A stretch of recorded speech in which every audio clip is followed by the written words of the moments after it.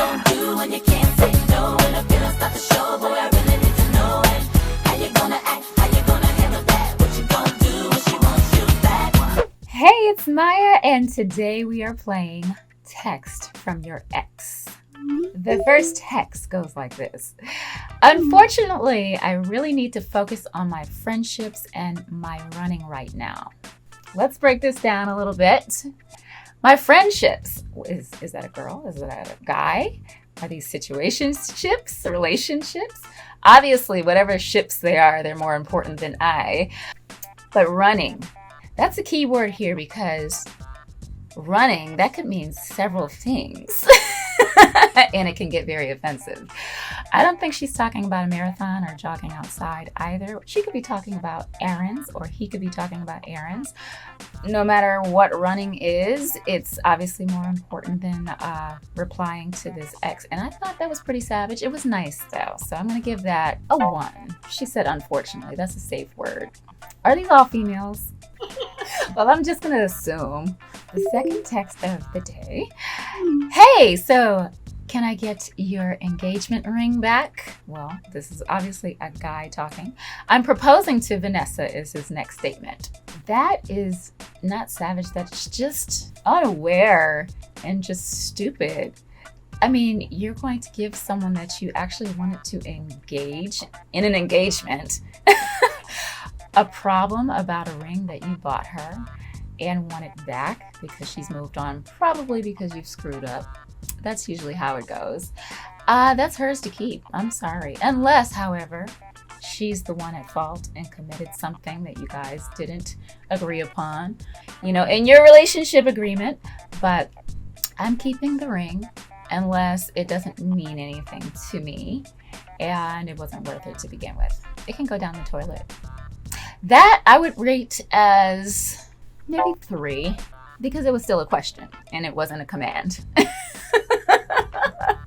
The next text we have from an ex is, while I've really enjoyed our time together, I have fallen in love with a fellow puppeteer.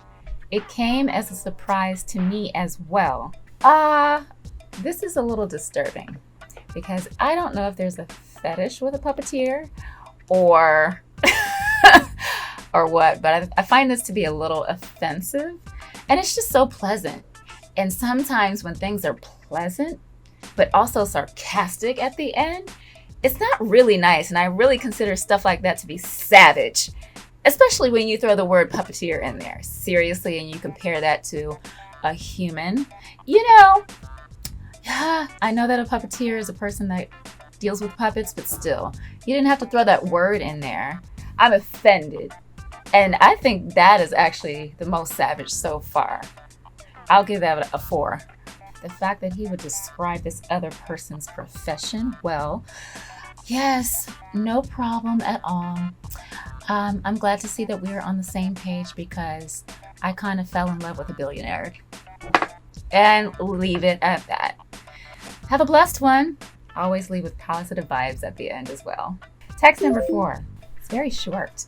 Damn, why did we break up? You're really hot now. Okay, so we have a problem here. I'm offended by a particular word, and that is the word now.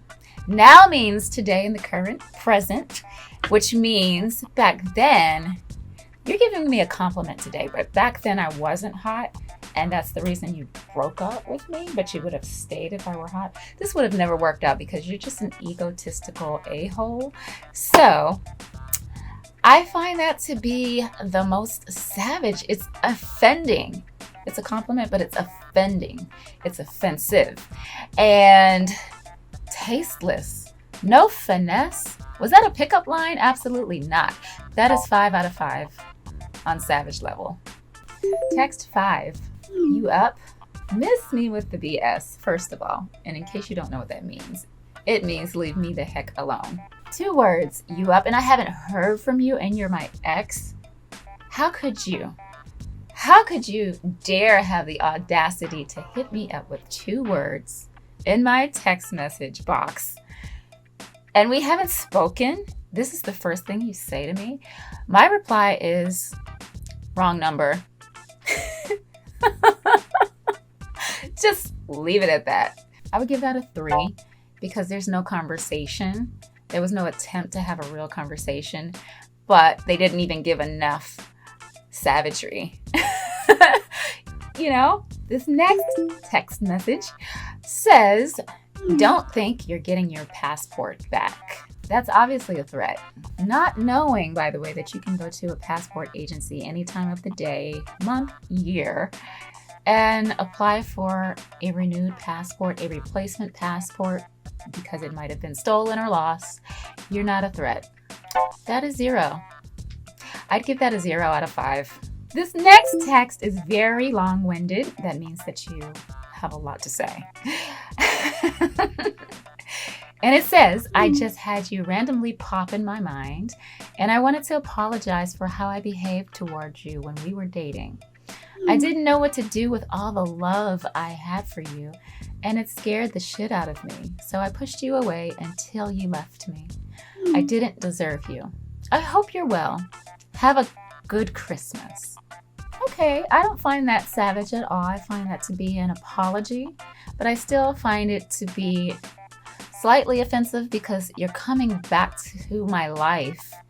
Yes, with an apology, but you're also still telling me to move on. I'm glad that you fessed up and gave it a confession about how you behaved, but I don't appreciate you popping up back into my life to wish me well again. Your energy just needs to stay away. I wouldn't even reply, honestly, but it is Christmas, so I have to kind of battle between my conscience for a while and pray on it.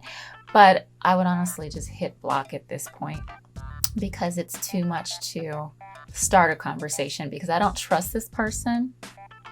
I don't trust that they're going to leave the next text message reply, if I do reply, at that. And I think the games are going to begin, especially with a person that knows that they were treating you a certain way. Yeah. I would definitely wait a couple days, and spend my Christmas with family, let them sink in, all the feelings and the possibility that I might have just changed my number. And, I'll live in my moment of accepting an apology, but I'm not going to reply very quick and give them the upper hand and hope that they text me back because they also just wished me off. You try to get a person back after you grow, and apologize. You're supposed to want them back. Like, beg for me back. That's what I'm looking for. But you just said, have a great Christmas with your family. I don't want to hear that. I want you to, beg for me to be back in your life. So you're on the back burner. I'll reply when I get to you. It might be right after New Year's. So I'll give this a 2. Aren't we all just trying to get a little peace of mind? Trying to figure out the right way to get to our best life. Yes, Space and Time is the newest single produced by Louis York, and they are an accomplished team of songwriters and producers, Chuck Harmony and Claude Kelly. And this song is all about allowing ourselves and giving ourselves permission to take space as well as time for self-care with no guilt attached to it, because I find we have a lot of problems shutting down and giving to ourselves. We usually extend ourselves to so many others before we worry about ourselves first. But that is the ultimate love for everyone else, when you can put yourself first. So you have lots to give to everyone else. That's what Space and Time is about. These are very heavy times, uncertain times. So this song had this specific intention for healing and allowing yourself that space to do such.